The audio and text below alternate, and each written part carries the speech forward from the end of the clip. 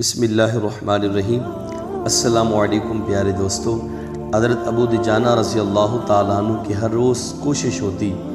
کہ وہ نماز فجر رسول اللہ صلی اللہ علیہ وآلہ وسلم کے پیچھے ادا کریں، لیکن نماز کے فوری بعد یا نماز کے ختم ہونے سے پہلے ہی مسجد سے نکل جاتے،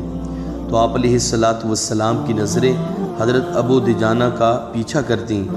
جب ابو دجانہ کا یہی معمول رہا تو ایک دن آپ علیہ السلام نے حضرت ابو دجانہ کو روک کر پوچھا کہ اے ابو دجانہ، کیا تمہیں اللہ سے کوئی حاجت نہیں ہے؟ حضرت ابو دجانہ کہنے لگے کہ کیوں نہیں، اے اللہ کے رسول، میں تو لمحہ بھر بھی اللہ تعالیٰ سے مستغنا نہیں ہو سکتا۔ تو رسول اللہ صلی اللہ علیہ وسلم فرمانے لگے، تو پھر آپ ہمارے ساتھ نماز ختم ہونے کا انتظار کیوں نہیں کرتے اور اللہ سے اپنی حاجت کے لیے دعا جو ہے وہ کیوں نہیں کرتے؟ تو حضرت ابو دجانہ کہنے لگے کہ اے اللہ کے رسول صلی اللہ علیہ وآلہ وسلم، دراصل اس کا سبب یہ ہے کہ میرے پڑوس میں ایک یہودی رہتا ہے جس کی کھجوروں کے درخت کی شاخیں میرے گھر کے صحن میں لٹکی ہوئی ہیں، اور جب رات کو ہوا چلتی ہے تو اس کی کھجوریں ہمارے گھر میں گرتی ہیں،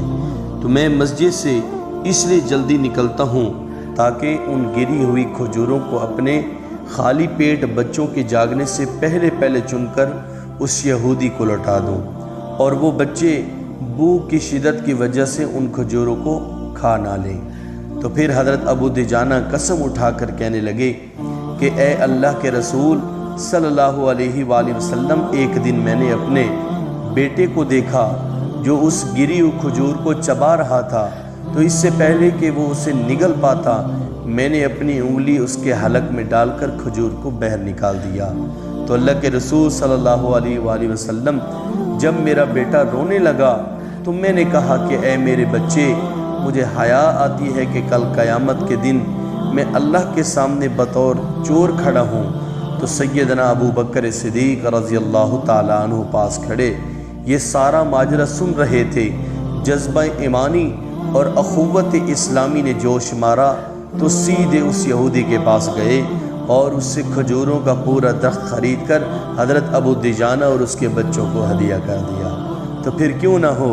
اللہ سبحانہ و تعالی ان مقدس ہستیوں کے بارے میں قرآن مجید میں ارشاد فرمائے کہ رضی اللہ عنہم ورضوا عنہ، کہ اللہ تعالیٰ ان سے راضی ہے اور وہ لوگ اللہ تعالیٰ کی ذات سے ہمیشہ کے لیے راضی ہوئے۔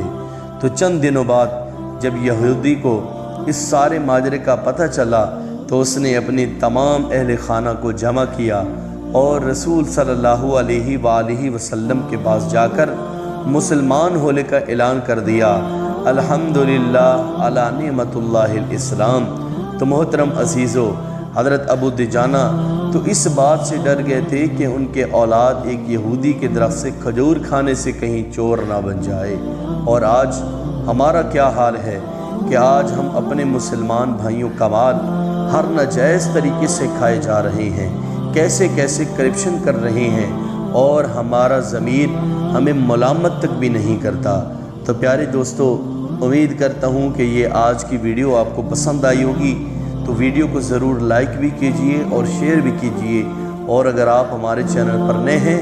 تو اسے ضرور سبسکرائب بھی کر دیجئے۔ اللہ تعالیٰ کی ذات آپ کو دونوں جہان کی بھلائیاں نصیب فرمائے، آمین۔